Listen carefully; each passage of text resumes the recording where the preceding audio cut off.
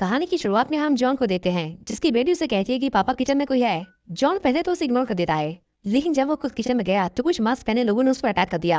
वो लोग उसकी वाइफ और उसकी बेटी को उसके सामने लेकर आए। मास्क वाले आदमी ने अपना मास्क उतारा और जॉन को अच्छे से अपना चेहरा दिखाया। इसके बाद उसने जॉन की वाइफ और उसकी बेटी को उसकी आंखों के सामने गोली मार दी।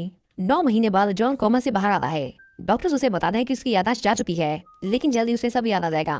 FBI एजेंट गवर्नर उसे मिलने आया और उससे पूछा उस रात तुम्हारे परिवार के साथ जो हुआ वो तुम्हें याद है। जॉन ने कहा मुझे सब याद है। इसके बाद गवर्नमेंट उसे उस आदमी की फोटो दिखाता है जिसने उसकी फैमिली को मारा था। वो कहता है इसका नाम ड्यूक है, ये कभी एक सोल्जर हुआ करता था, लेकिन फिलहाल ये मोस्ट वांटेड क्रिमिनल है। जिस रात उन पर हमला हुआ था उस रात हमें हर तरफ इसी की उंगली पर निशान मिले थे। जॉन जानना चाहता था कि उससे उसकी फैमिली को क्यों मारा, पर उनके बारे में सोचते ही उसकी तबीयत खराब हो जाती है। गवर्नमेंट कहता है अभी आराम करो, ये मेरा नंबर है, जब ठीक हो जाओ तो कॉन्टैक्ट करना। गवर्नमेंट जाने से पहले किसी को कॉल करता है और कहता है कि प्लम्बर को एक्टिवेट करो। उसके ये कहते ही दूर कहीं एक आदमी जो पाइप रिपेयर कर रहा था अचानक से वो खड़ा होता है। उसकी चाल ढाल एकदम से बदल जाती है, जैसे किसी ने उसके माइंड को कंट्रोल कर लिया हो। वो फटाफट कार में बैठा और काम बीच में छोड़कर वहाँ से चला गया। इसके बाद वो रेड लाइट एरिया में जाता है। यहाँ ढेर सारे आदमी लड़कियों के साथ मस्ती कर रहे थे। उन सभी आदमियों के संग के पीछे एक छोटा सा निशान था और इसी वजह से मैग्नस यानी वो प्लम्बर उनका पीछा कर रहा था। अंदर आते ही मैग्नस ने रिसेप्शनिस्ट को गोली मार ली और फिर मशीन गन लेकर बाकियों को मारने चला गया। एक एक करके सभी एलिमिनेट हो रहे थे, पर उन्हें मारना इतना भी आसान नहीं था। कुछ तो 3-4 गोली लगने के बाद भी उठ उठकर हमला कर रहे थे। आखिर में मैग्नस अपने आखिरी शिकार से मिला। स्कॉट उसे देखकर डरा नहीं। उसने कहा तुम बहुत सही टाइम पर आए हो, मेरे पास तुम्हारे लिए गिफ्ट है। मैग्नस ने जैसे ही उस पर हमला किया स्कॉट ने उसे कोई नुकीली चीज छुपा दी, जिससे उसकी बॉडी एकदम से शांत हो गई। मैग्नस की आंखों में तेज रोशनी आई और उसने अपने सामने लूक को देखा, जो उसे बताता कि हमने तुम्हें आजाद किया है, अब से तुम हमारे लिए काम करोगे। वहीं दूसरी तरफ जॉन को हॉस्पिटल से डिस्चार्ज कर दिया गया। जाने से पहले उसे कुछ चीजें दी गई जिन्हें देखकर जॉन फिर से उसी दिन को याद करने लगा जिस दिन उसकी फैमिली का मर्डर हुआ था। जब जॉन घर आया तो वहाँ का सन्नाटा उसे खाने को दौड़ रहा था। जैसे जैसे उसकी याददाश्त वापस आ रही थी वैसे वैसे उसके घाव और गहरे होते जा रहे थे। जब वो खाना खा रहा था तभी उसे किसी का कॉल आता है। फोन पर उस आदमी ने अपना नाम आइजैक बताया और वो बहुत ज्यादा डरा हुआ था। वो जॉन से कहता है तुम कहाँ चले गए थे, मुझे लगा उन लोगों ने तुम्हें भी मार दिया। जॉन को कोई आइडिया नहीं था कि वो क्या बात कर रहा है। वो कहता है कि हम मिलकर बात करें, मुझे अपना एड्रेस दो। आइजैक कहता है तुम्हें तो पता है ना मेरा घर कहाँ है, तुम जल्दी से यहाँ जाओ, तुम्हारी वो चीज मैंने संभाल कर रखी है। जॉन जानना चाह रहा था कि वो किस चीज की बात कर रहा था, इसलिए उसने फटाफट उसका एड्रेस नोट किया और वहाँ चला गया। जैसे ही वो आइजैक के अपार्टमेंट में पहुंचा उसने देखा अंदर सब कुछ बिखरा हुआ था और दीवार पर खून के छींटे थे। अंदर उसे आइजैक की लाश मिली जो सड़ कर बदबू मार रही थी। जॉन सोचने पड़ गया कि अगर इसे मरे हुए इतने दिन हो गया है तो मुझे कॉल किसने किया। उसका दिमाग अब उसे धोखा दे रहा था। जॉन ने घर की तलाशी की और उसे अंदर एक और एड्रेस मिला। ये किसी स्ट्रिप क्लब का एड्रेस था। जॉन तुरंत वहाँ चला गया। अंदर जाते ही उसने देखा कि लड़कियां कपड़े उतारकर क्लाइंट के सामने डांस कर रही थी। वो सोचने लगा कि क्या वो ऐसी जगहों पर आया करता था। जॉन ने वहाँ एक लड़की को देखा और उससे बात करने की कोशिश की, लेकिन वो लड़की उसे इग्नोर कर रही थी। वो ज्यादा हंगामा नहीं करना चाहता था, इसलिए वो वॉशरूम में आ गया, पर वहाँ मैग्नस पहले से उसके नजर कर रहा था। उसने जॉन को भी वही नुकीली चीज छुपा दी जो स्कॉट ने उसे छुपाई थी। ये कहते ही जॉन को लूक दिखाई दिया जो कह रहा था कि तुम्हारे दिमाग पर तुम्हारा काबू नहीं है। जॉन ने गुस्से में मैग्नस पर अटैक करने की सोची, लेकिन तभी क्लब के गार्ड्स ने उसे उठाकर बाहर फेंक दिया। जॉन जानना चाहता था कि यहाँ सभी उसके दुश्मन क्यों है, उसने ऐसा क्या गलत किया था। जॉन ने उस लड़की का पीछा किया और उसे पकड़कर उसके अपार्टमेंट में ले गया। इससे पहले वो कुछ पूछ पाता अचानक मैग्नस ने उस पर अटैक कर दिया। दोनों के बीच बहुत बुरी लड़ाई हुई। मैग्नस एक माइंड कंट्रोल यूनिवर्सल सोल्जर था जिसके सामने जॉन बिल्कुल नहीं टिक पाता। मैग्नस ने उस बेचारे की उंगलियां काट दी। जॉन ने भी उस पर अटैक किया और उसका पैर काटकर वहां से भाग गया। मिशन फेल होने के बाद मैग्नस वापस बेस पर लौटा। हम यहाँ उसके जैसे और भी लोगों को देखते हैं जिन्हें स्कॉट स्पीच दे रहा था। वो कहता है मेरे भाइयों हमें अपने अतीत को नहीं भूलना चाहिए। अभी तक हमारे दिमाग पर किसी और का काबू था, मगर अब हमें जिंदगी जीने का मकसद मिल गया है। हमें से हर एक अब तक दूसरों की गुलामी करता आया था, मगर बदले में हमें क्या मिला, सिर्फ दुख, तकलीफ और जिल्लत की जिंदगी। बहुत जल्द हमारी संख्या बढ़ जाएगी और हम पूरी दुनिया पर राज करेंगे। वहीं दूसरी ओर सारा जॉन से कहती है कि तुम मुझे क्लब में ऐसे देख रहे थे जैसे मुझे जानते नहीं। जॉन जो सब कुछ भूल गया था उसका नाम गैस करने की कोशिश करता है, पर उसे कुछ याद नहीं आ रहा था। वो पूछता है मैं कौन हूँ, यहाँ क्या काम करता था। इसके बाद सारा ने जो उसे बताया वो उसे बिल्कुल अलग था जो वो अब तक समझता आया था। उसने बताया तुम एक ट्रक ड्राइवर हो और जन्नत में बनी छोटी सी कैबिन में रहते हो। जॉन सोचता है अरे मेरा घर वहाँ है, तो इतने टाइम से जहाँ मैं रह रहा हूँ वो जहाँ कौन सी है। उसने पूछा आखिरी बार हम कब मिले थे, जिस पर सारा ने बताया कि एक दिन तुम हमेशा की तरह क्लब में आए, वहाँ तो मुझे ही देख रहे थे, और जब मेरी छुट्टी हुई तो मैंने किसी के चीखने चिल्लाने की आवाजें सुनी।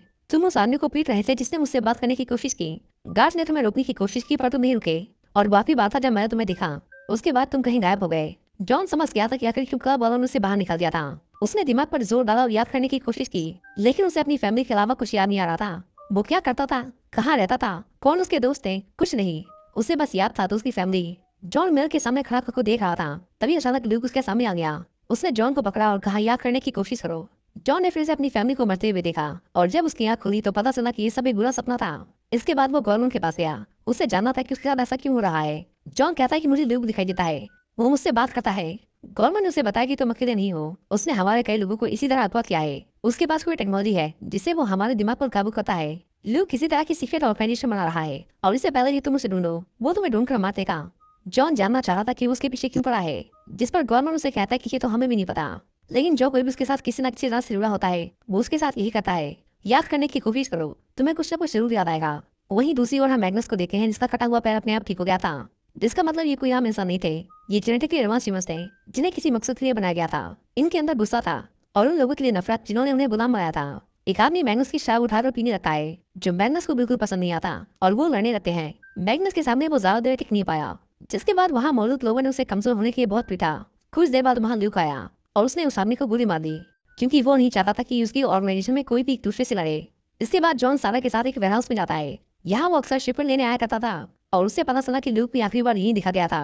अंदर जाते एक आदमी उससे पूछता है इसने जिनसे कहा थे काम पर क्यों नहीं आए। जॉन ने कहा मुझे मेरा शिपमेंट देखना है, वो कहाँ जा रहा है मुझे बताओ। उस आदमी ने उसे मैनेजर से बात करने को कहा क्योंकि उसे इसके बारे में जानकारी नहीं थी। जॉन जब मैनेजर के पास गया तो मैनेजर उसे देखकर बहुत खुश हुआ। उसने कहा आओ, मैं तुम्हारा ही इंतजार कर रहा था। जॉन ने पूछा मेरा कंगेयर कहाँ जा रहा है और ये आदमी कौन है। लेकिन मैनेजर ने कहा अगर मुझे पता होता तभी मैं नहीं बताता, पर मेरे पास तुम्हारे लिए एक सरप्राइज है। उसने कहा तुम्हारा शिपमेंट यहाँ पड़े पड़े सब रहा था। हमने तुमसे बात करने की कोशिश की लेकिन तुम नहीं थे। फिर हमने तुम्हारे दोस्त आइजैक को ढूंढ निकाला। हम उसके घर गए और देखो हमें वहाँ क्या मिला। मैनेजर ने जॉन को सीसीटीवी फुटेज दिखाई और उसमें जो जॉन ने देखा उसे देखकर उसके होश उड़ गए। पता चलता कि आइजैक को मारने वाला कोई और नहीं बल्कि जॉन था। जॉन ने उसे इतनी बेरहमी से मारा था। मैनेजर ने कहा अब वो लोग तुम्हें नहीं छोड़ेंगे, भागो जहाँ तक भाग सकते हो। जॉन समझ गया कि उसका कोई हमशक्ल है। वो तुरंत बाहर आया और सारा को उस जगह चलने को कहा जहाँ वो पहले रहा करता था। उसे पूरा यकीन था कि वो अब भी वहीं होगा। दोनों जा ही रहे थे कि तभी मैनेजर ने फिर से उन पर अटैक कर दिया। उसने उनकी कार का पीछा किया और बार बार उन पर गोली चलाई, पर खुशकिस्मती से उन्हें एक भी गोली नहीं लगी। मैग्नस ने टायर पर गोली चलाई जिससे उनकी कार पलट गई और दोनों को बहुत चोट आई। जॉन ने फिर भी सारा के साथ भागने की कोशिश की, पर तभी मैग्नस ने उसे उठाकर एक स्टोर में पटक दिया। उसने जॉन को बहुत पीटा। इस आदमी के पास सुपर ह्यूमन स्ट्रेंथ थी जिसके सामने जॉन बिल्कुल भी नहीं टिक पाता। लेकिन जैसे जैसे वो लड़ रहा था जॉन को रियलाइज होता है कि वो भी कमजोर नहीं है। अचानक से उसकी मसल मेमोरी अनलॉक हो गई और उसने उसके हार्ट अटैक को बखूबी टैकल किया। आखिर उसने एक बैट उठाया और मैग्नस को इतनी जोर से मारा कि उसका सर बलून की तरह फूट गया। सैरा उसका ये रूप देखकर डर गई, पर इससे पहले वहाँ पुलिस आती जॉन ने उसे जल्दी से कार में बैठाया और वहाँ से चला गया। जॉन ने देखा कि उसकी कटी हुई उंगलियां भी वापस आ रही थी। वो समझ गया कि वो कोई आम इंसान नहीं है। सारा उसे उस कैबिन तक ले गई जहाँ वो पहले रहा करता था। लेकिन जैसे ही वो अंदर गए एक और जॉन गल लियोन का इंतजार कर रहा था। उसकी शक्ल हूबहू जॉन से मिलती थी। नए वाले जॉन ने कहा तुम तो मुझसे बेहतर हो, उस आइजैक ने तुम्हें मुझसे बेहतर बनाया। जॉन जानना चाह रहा था कि उसने आइजैक को क्यों मारा, जिसके बाद दूसरे वाला जॉन उसे बताता है कि मैं एक यूनिवर्सल सोल्जर हूँ, हमें बनाया गया है ल्यूक को मारने के लिए। उन्होंने तुम्हें बताया होगा कि ल्यूक एक बुरा आदमी है, मुझे भी बताया था। लेकिन जब मैं उसे मारने गया तो उसने मुझे सच बताया, वो सच जिससे मैं अनजान था। और जब मैं सारा से मिला तो मुझे पता चला कि मुझे गुलाम बनाया गया है। मेरी यादें मेरी नहीं थी। जॉन से कहता है कि लेकिन मैं तुम्हारे जैसा नहीं हूँ, मेरी एक फैमिली है। जिस पर पुराने वाले जॉन ने कहा यादें, समझ सकता हूँ कि यादें कितनी तकलीफ देती हैं। तुम ल्यूक के पास जाओ, वो तुम्हारी मदद करेगा। सारा जॉन के पास गई और उसे गले लगा दिया। लेकिन तभी पता नहीं जॉन को क्या हुआ, उसने सारा को मारने की कोशिश की, जिसके बाद जॉन को उसे मारना पड़ा। उसने सारा को चाकू दिया और कहा इसे मेरी बॉडी से निकालो। पता चलता है कि उसके सिर के पीछे एक माइक्रोचिप थी जिससे उसे कंट्रोल किया जा रहा था। जॉन ने कहा अब यहाँ तुम्हारा कोई नहीं, घर जाओ, तुम आजाद हो। इसके बाद जॉन उस नदी के पास गया जहाँ पुराने वाले जॉन ने उसे जाने को कहा था। उसे एक आदमी मिला जो बोट लिए उसका इंतजार कर रहा था। जॉन चुपचाप उसकी बोट में बैठ गया और एक जंगल में आया। बाहर से देखकर कोई नहीं बना सकता था कि अंदर ढेर सारे सोलर सेल थे। उन्होंने जॉन को एक सीक्रेट बंकर में जाने को कहा और उसके अंदर जाते ही उन्होंने ढक्कन बंद कर दिया। अंदर जॉन एक डॉक्टर से मिला जिसने उसकी जांच की और कहा तुम तो अभी बच्चे हो, तुम 3 हफ्ते पहले ही बने थे लेकिन बहुत जल्दी बड़े हो गए। डॉक्टर ने उसे बताया कि मुझे पता है कि तुम यहाँ क्यों आए हो, तुम्हारी यादें ही तुम्हारी तकलीफ का कारण है, क्या तुम उन्हें बुला सकते हो। ये सुनकर जॉन रोने लगा। डॉक्टर ने कहा तुम्हारी सारी यादें बनावटी हैं, तुम्हें सरकारी लैब में बनाया गया है जहाँ मैं पहले काम करता था। उसके दिमाग में एक चिप डाली गई है जिसमें तुम्हारी यादें हैं, मैंने ही उसे डिजाइन किया था और मैं ही उसे निकाल सका हूँ। जॉन चाहता था कि डॉक्टर उन यादों को निकाल दे, बिल्कुल वैसे ही जैसा उसने पिछले वाले जॉन के साथ किया था। डॉक्टर ने कहा ठीक है फिर हम ऑपरेशन शुरू करते हैं। ऑपरेशन के बीच उसने बताया कि तुमसे पहले वाले जॉन को एक कंटेनर लाने का काम सौंपा गया था। उसमें कुछ ऐसी चीजें थी जिससे हम तुम्हारे जैसे और जॉन तैयार कर सके थे, पर वो कहीं गायब हो गया। डॉक्टर को बस वो चिप निकालनी थी जिसमें उसकी फैमिली की यादें थी। लेकिन ये वाला जॉन पिछले वालों की तरह नहीं था। इस बार चिप बहुत अंदर डाली गई थी जिसे निकालने में डॉक्टर को बहुत दिक्कत होती है। लेकिन उससे भी खतरनाक थी उसकी यादें। जॉन जानता था कि ये सब झूठी है। लेकिन सब कुछ जानते हुए भी उसके अंदर का एक हिस्सा चीख चीख कर कह रहा था कि ये सब असली है। जॉन बीच ऑपरेशन में बहुत ज्यादा वॉलेंट हो गया। उसे बस यही समझ आ रहा था कि उसे किसी भी तरह अपने परिवार के कातिल को मारना है। सोलर्स ने उसे रोकने की कोशिश की, लेकिन जॉन ने उसे रोकने की कोशिश करने वाले हर एक आदमी को बड़ी बेरहमी से मार डाला। आखिर में जॉन स्कॉट से मिला, जिसने उसे देखते ही उस पर अटैक कर दिया। स्कॉट बिल्कुल बेफिक्र था, जैसे उसके अंदर मौत का डर ही ना हो। दोनों के बीच बहुत ब्रूटल फाइट हुई। कहीं किसी ने किसी के चाकू भोंक दिया तो कहीं तलवार आर पार कर दी। आखिर में जॉन ने उसे मार दिया और आगे बढ़ गया। वहाँ उसने देखा लूक अकेला खड़ा उसी का इंतजार कर रहा था। उसने कहा, तुम अभी उनके झूठ पर यकीन करते हो? अगर तुम्हें लगता है कि मैंने तुम्हारी फैमिली को मारा तो यही सही। जॉन ये मानने को तैयार ही नहीं था कि लूक को इस पूरी कहानी का विलन बनाया जा रहा था, जबकि उसके इस हालत की असली जिम्मेदार वो गवर्नमेंट ऐप थी जिसने उसे बनाया गया था। उन दोनों में बहुत भयानक लड़ाई हुई। जॉन को जो मिला उसने उसे लूक को मारना शुरू कर दिया, लेकिन ल्यूक इस गेम का बहुत पुराना खिलाड़ी था। आउटडेटेड होने के बाद भी उसने जॉन जैसे एडवांस सोल्जर का बड़ी बहादुर से सामना किया। जल्द ही दोनों खून से सम गए, लेकिन जॉन रुकने को तैयार नहीं था। ल्यूक ने देखा कि ये जॉन पिछले वालों की तरह नहीं था। इस बार उसका मकसद सिर्फ उसे रोकना नहीं, बल्कि उसे बदले के लिए प्रोग्राम किया गया था। उसने हथियार छोड़ दिए और कहा, मुझे मार दो। इस लड़ाई का कोई अंत नहीं था जब तक सरकार उसे मार नहीं देती। उसने अपनी किस्मत को स्वीकार कर लिया था कि इस लड़ाई का कोई अंत नहीं। इससे पहले उसने न जाने कितने जॉन को मारा था, पर इस जॉन ने उसे कुछ अलग दिखा। ये किसी के इशारे पर काम नहीं कर रहा था। उसने जो किया अपनी मर्जी से किया। जॉन उसे देखकर थोड़ी देर सोचता है। वो चाहना तो खुद को रोक चुका था, पर उसने उसे मारने का फैसला किया।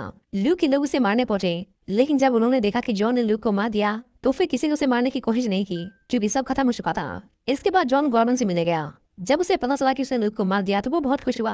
गवर्नमेंट ने उसे सच बताया कि वो एक यूनिवर्सल सोल्जर है जिसे डिजाइन किया गया था ल्यूक को मारने के लिए। तुमसे पहले हमने तुम्हारे जैसे कईयों को भेजा था, लेकिन सब या तो मिशन में फेल हो गए या फिर गायब हो गए। उन सब के अंदर हमने देशभक्ति डालने की कोशिश की। उन्हें बताया कि ल्यूक एक गद्दार है जो शायद ल्यूक को मारने के काफी नहीं था, लेकिन तुम्हारे अंदर हमने परिवार की यादें डाली जिसने तुम्हें जज्बाती बना दिया, और सिर्फ तुम ही हो जिसने उसे मारा। पर वो इस बात से अनजान था कि जॉन अब उसके इशारों पर नहीं चल रहा था। उसने जो किया अपनी मर्जी से किया। गौरमन ने कहा, ये यादें, तुम्हारा परिवार सब कुछ नहीं है, लेकिन उनसे होने वाला दर्द वो असली है। मैं तुम्हें आजादी दिलवा सकता हूँ, मेरे साथ लैब में चलो, हम उन यादों को मिटा देंगे। जॉन ने कहा, फिर ल्यूक ने मेरी फैमिली को नहीं मारा, उन्हें तुमने मारा। ये सब तुम्हारी साजिश थी, तुम्हारी वजह से मैं दर्द में हूँ। इससे पहले गवर्नमेंट उसे कुछ समझा पाता, जॉन ने अपनी गन निकाली और उसे शूट कर दिया। गोली की आवाज सुनते ही एक दूसरा गवर्नमेंट जॉन की वैन से निकला और असली वाले गवर्नमेंट की कार में बैठकर वहां से चला गया। जॉन ने बेशक ल्यूक को मार दिया था, लेकिन अब वो खुद एक मिशन पर था। मिशन उन सभी को आजादी दिलाने का जिन्हें इस तरह की दर्दनाक यादें देकर सरकार उन्हें अपने फायदे के इस्तेमाल कर रही थी। जॉन ने एक बार फिर से अपने परिवार को याद किया। उसके लिए वो सब असली था, और अब वो उन सबको खत्म कर देगा जो उसकी फैमिली की मौत के असली कसूरवार थे। इसी के साथ ये कहानी यही खत्म हो जाती है।